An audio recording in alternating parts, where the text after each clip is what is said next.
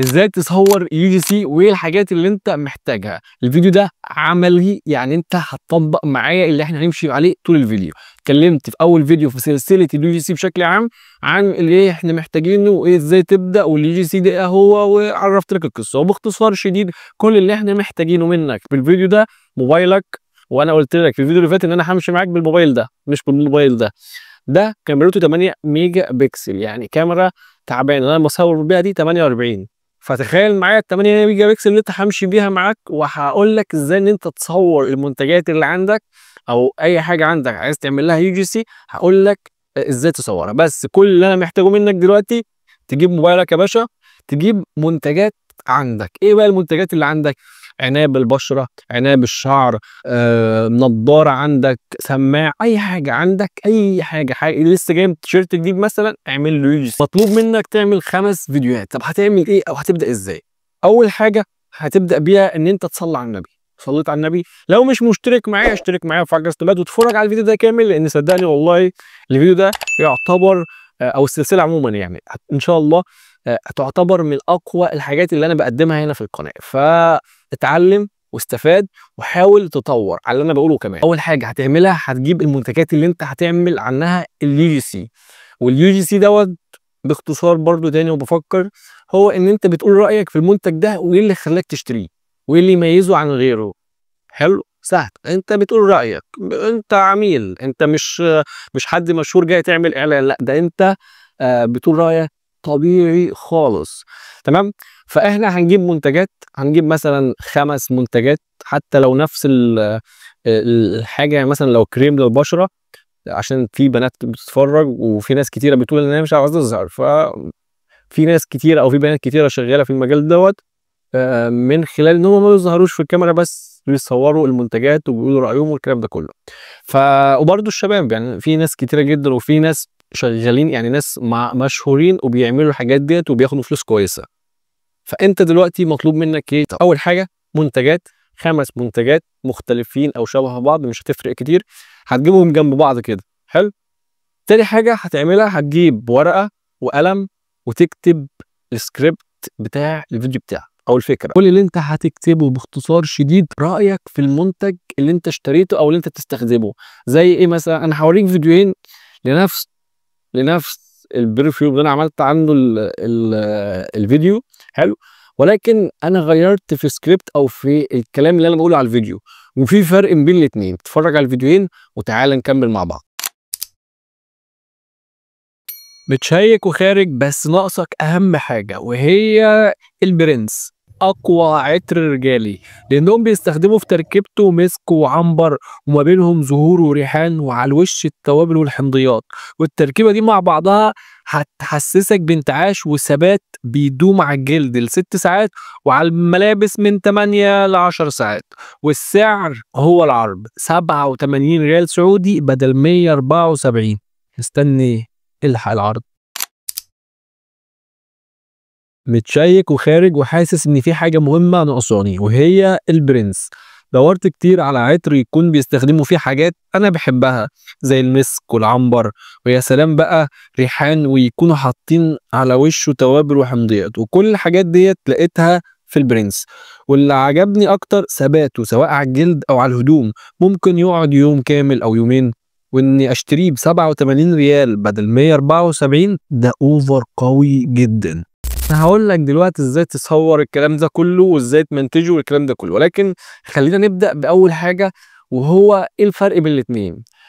اول فيديو انت سمعته ده يعتبر اي جي سي مش يو جي سي. الفرق بين اليو جي سي والاي جي سي، الاي جي سي ان انت بتمثل ان انت عجبك المنتج واشتريته ومعرفش ايه زي ما انا قلت كده في الفيديو الاولاني. اما الفيديو الثاني الاقرب ايه؟ الاقرب ان انا بقول رايي في المنتج كعميل، مش بعمل اعلان، انا بقول رايي عادي اللي عجبني في المنتج وايه اللي خلاني اشتريه وايه اللي انا كنت بدور عليه ولقيته في المنتج. اما الفيديو التاني اللي هو الاي جي سي او التمثيل دوت، فانا بقول لك انت ناقصك حاجه. انا مش بقول رايي، انا بقول لك انت ناقصك ايه فخد اشتري الحاجه دي. اما اليو جي سي اللي هو العميل العادي، فبقول لك انا استخدمت ده ليه وايه المميزات زي السعر مثلا. والسعر دي حاجه مهمه جدا برضو لو فعلا في اوفر في الموضوع. ده فرق. وده الفيديوهات اللي انا هوريك ازاي انا صورتها دلوقتي. بس عايزك قبل ما تروح صلي على النبي عليه افضل الصلاة والسلام. زي ما هو قدامك انا جبت كرسي وقدام البلكونة، جبت المنتجات بتاعتي اللي انا هصور عليها، حطيت الورقة، الكلام اللي مكتوب، السكريبت اللي انا كتبته، الكلام اللي انا هقوله على الفيديو يعني ورا الموبايل. ليه؟ عشان اقرا الكلام وامشي واحاول اطلع الصورة زي اللي مكتوب. يعني وانا بقول مثلا سوفاج من اكتر العطور استخداما عندي، فبروح داخل بالمنتج ايه من بعيد شويه واقربه وافضل ايه اجيبه يمين وشمال. مثلا وانا بقول بيدوم على الجلد مثلا فببخ على ايدي زي ما هو قدامك كده. بس هي دي الفكره. وزي ما انا قلت لك اهم حاجه اول حاجه تعملها السكريبت. طب احنا او انت محتاج ايه؟ انا جايب لك اقل حاجه، جبت كرسي وحطيته وثبت على الموبايل، وانت تقدر تعمل نفس الكلام دوت عندك وتبدا ان انت تصور. مش محتاج اضاءه، مش كل حاجه طبيعيه بتبقى كويسه. تمام، وده هيأدي الغرض. وحاول على قد ما تقدر تاخد كذا شوت. الشوت اللي هو اللقطة، ان انت تصور كذا المنتج اللي معاك كذا لقطة او كذا فيديو او كذا صورة. تمام، لان ده كله انت هتستخدمه فيما بعد في المونتاج. وسهل جدا المونتاج ده، مش صعب يعني، بس هو الاهم بالنسبة لك واللي ربما ياخد منك شوية مجهود هو التصوير دوت. بص، بأبسط حاجة على فكرة ممكن كمان تمسك الموبايل، أو يعني أنت ممكن تفضل تصور كل المنتج بالكاميرا الخلفية وأنت ماسكه في إيديك كده، وتفضل تجيبه يمين وشمال ومعرفش، وتمشي الكلام بتاعك مع المنتج. تمام، ده بقى الفيديو التاني، الفيديو اللي ظهر لك في اول فيديو اللي انت شفته في الاول. انا اخدت الموبايل حطيته على الشباك او سندته على الشباك كده زي ما هو قدامك، عشان الاضاءة تبقى جايه لي من بره متوزعة على وشي تبقى احسن يعني. تاني حاجة حطيت المنتج طبعا، وانا في الاول اخدت شوتات ايه بقى، او اللقطات وانا بلبس مثلا الكوفية. بعد كده اخدت الجاكيت زي ما هو قدامك اهوت وبدأت ان انا برضو البسه.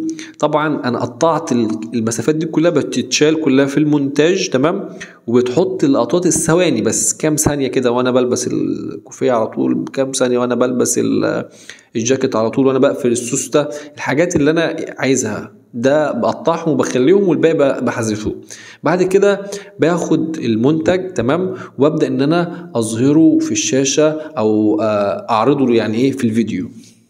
هنا انا بقى نسيت المفروض اعمله او مش عارف اعمل ايه قدام الكاميرا، فرجعت بصيت في الورقه او في السكريبت او في الكلام اللي انا كتبته. الكلام اصلا اللي انا كاتبه ده اللي انا بقوله في الفيديو او على الفيديو التعليق الصوتي يعني. فرجعت شفته وبدات اخد الفكره اللي هو اظهر لهم او اقرب لهم او اعمل لهم يعني فاهم. ده بناء على الكلام اللي مكتوب عشان يبقى الفيديو ماشي مع الكلام، مش دي بقول حاجه والفيديو راح في حته تانية.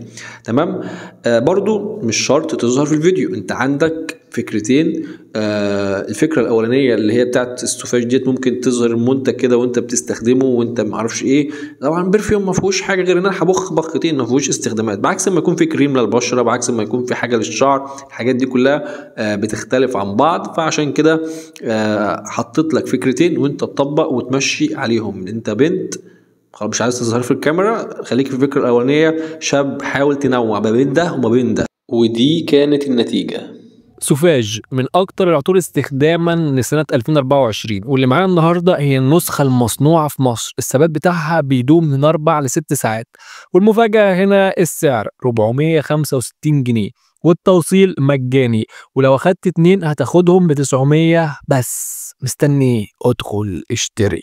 متشيك وخارج وحاسس ان في حاجه مهمه ناقصاني وهي البرنس.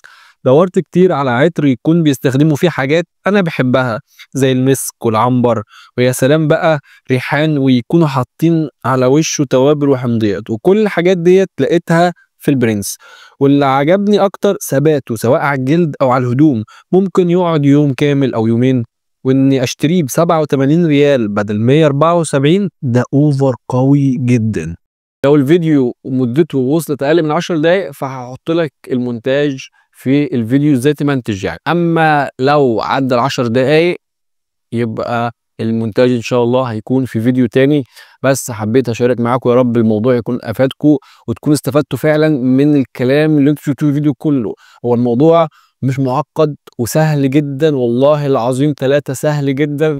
ولولا ان انا شايف ان انت او انتي تقدروا تعملوا دوت بجانب اللي انتوا بتعملوه او في اجازتكم او في العموم حتى في الحياه يعني، فصدقوني ما كنتش هطلع واقول لكم على الحاجات دي. وحبيت انقل التجربه كامله، لانه كل اللي بيقدم المحتوى او بيقول لك تعمل ايه هو بيقول لك من بره وبيختصر الموضوع. انا جايبه لك بتفاصيل ممله، بازاي تتصور، وباقل حاجه كمان. يعني انت ممكن اصلا الحاجات اللي انت تصور بيها او تقدم بيها المنتج بتاعك تكون احسن من اللي انا وريتها لك في الفيديو، لكن حبيت اجيب لكم الزيرو او اللي تحت الزيرو. عشان ايه؟ عشان تعرف ان انت تقدر تعمل احسن من كده، وانا بقول لك اعملها لك باقل حاجه.